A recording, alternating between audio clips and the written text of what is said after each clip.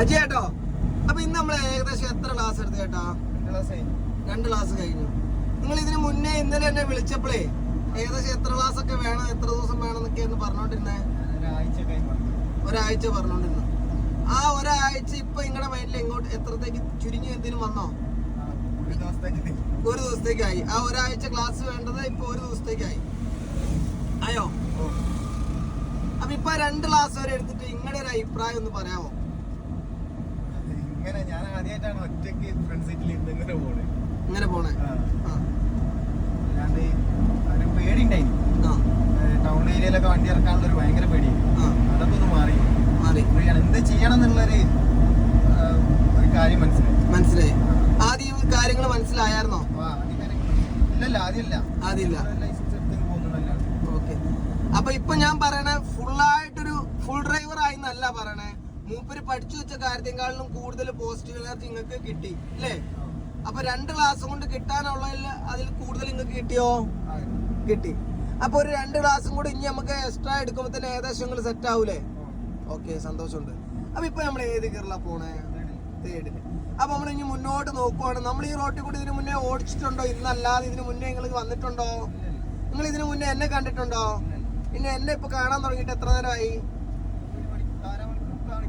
Okay, ഒരു 3/4 മണിക്കൂറായിട്ടുള്ളൂ. പക്ഷെ ആ 3/4 മണിക്കൂർ ആണെങ്കിൽ പോലും എന്നെ ഇന്ന് നിങ്ങൾ ആദ്യമായിട്ട് കാണുന്ന ഫീൽ ആണോ നിങ്ങൾക്ക് ഉള്ളത്? അല്ല. അപ്പൊ ഇപ്പൊ നമ്മള് മുന്നോട്ട് നോക്കുവാണെങ്കിൽ നമുക്ക് ഇനി ആക്സിഡന്റ് 3rd ഗിയറിൽ ഈ വണ്ടി കയറുവോ?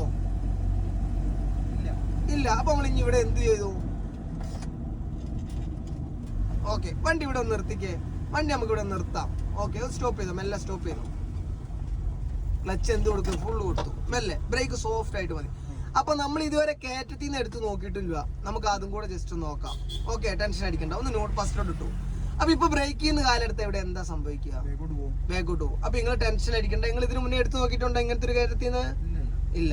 അപ്പൊ നമുക്ക് അതും കൂടെ നമുക്ക് നോക്കാം.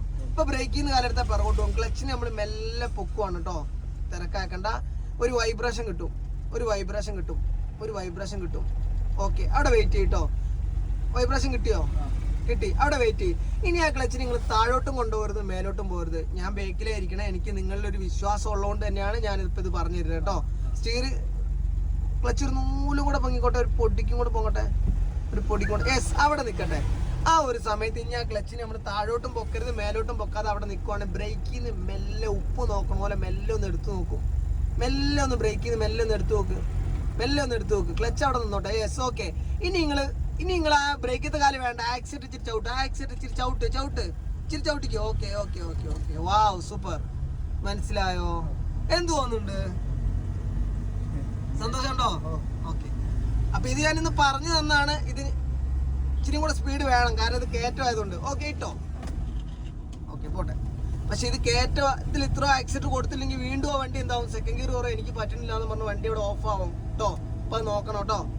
അപ്പൊ ഓക്കെ, അടുത്ത വീഡിയോ കാണാം. എനിക്ക് സന്തോഷമുണ്ട്.